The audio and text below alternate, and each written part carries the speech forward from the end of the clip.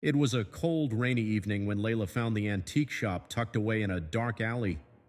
She wasn't looking for anything in particular, just passing time before heading home. But as soon as she stepped inside, her eyes were drawn to a large, ornate mirror at the back of the shop. Its frame was gilded with intricate designs, but the glass was clouded, as though time itself had etched secrets into its surface. Layla felt an odd pull, as if the mirror was calling her. "That mirror's not for sale," the shopkeeper's voice echoed from behind her, startling her. His tone was stern, almost fearful. "Why not?" Layla asked, curiosity piqued. The shopkeeper hesitated. "It's cursed. No one who has looked into it for too long has ever been the same." Layla chuckled, thinking it was some clever sales tactic, but the shopkeeper's expression was dead serious. Still, something about the mirror captivated her, and despite the warning, she couldn't resist. She had to see what was hidden beneath the dust and mystery. Ignoring the shopkeeper's warnings, Layla bought the mirror, dismissing his warnings as superstition. That night, she hung it in her living room, fascinated by its ancient beauty. But as she gazed into it, something felt off.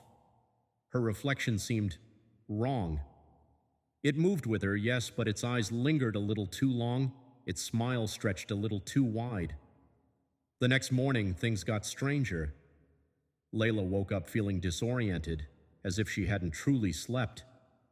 Every time she passed the mirror, her reflection seemed to move a split second behind her, almost as though it was studying her, waiting for something.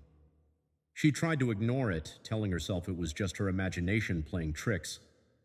But that night, as Layla sat on the couch, she noticed movement from the corner of her eye. Her reflection, still standing in the mirror, was smiling when she wasn't.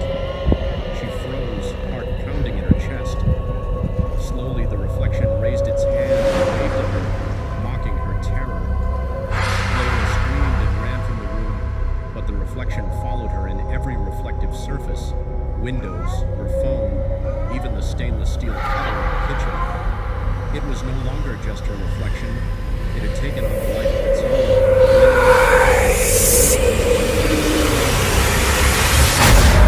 The surface in the house, but the eerie presence persisted. At night, she heard soft whispers coming from the covered mirror, a voice that sounded eerily like her own. "Come closer. Let me in."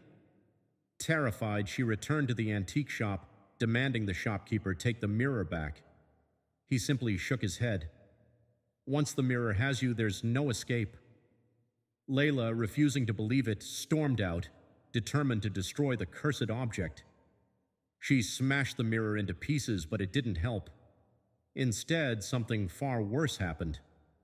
From the shards of broken glass, dozens of reflections of herself emerged, all grinning wickedly, crawling out from the shattered remains. Now, trapped in her own home, Layla's reflection was no longer in the mirror. It was out in the world, living her life. And she was stuck inside the glass, watching, screaming silently, forever imprisoned by the mirror's curse. No one ever saw Layla again, but if you ever come across an old mirror in an antique shop, take care. For sometimes your reflection might just be waiting for the right moment to take your place.